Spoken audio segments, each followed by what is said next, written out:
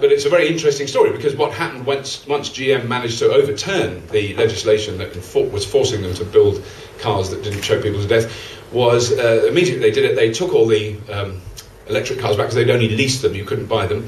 They forcibly took them back, sometimes because people really didn't want them to go, and there were demonstrations, people were arrested, people were really upset about it.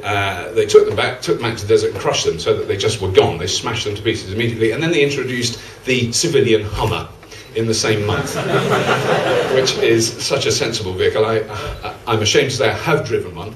It was a petrol one, and it did 9 miles to the gallon if you were careful. And if you thrashed it on the motorway, you could get that down to about 3. It was fantastic.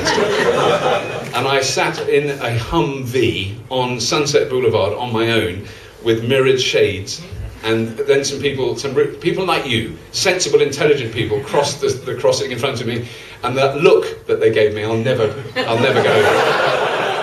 I will never outlive that look, the look of utter, really well-founded derision. Not casually tossed aside derision, yeah, a bit of a twat. No, it's like, no, he is a twat. So embarrassing. Great fun to drive there, I have to say. But, yes, so then we started filming. I made a series called Scrap Heap. I'm sure you never saw it. It was a little-known show on Channel 4. Not as good as Top Trumps, but, you know, we tried. And we started making a series in the United States, a spin-off, or not a spin-off, the American version, called Junkyard Wars. And I admit now that I was actually paid money to stand on a load of junk with loads of smoke and a big camera on a crane that came around, and I had to say, in Britain, it's a challenge. In America, it's a war.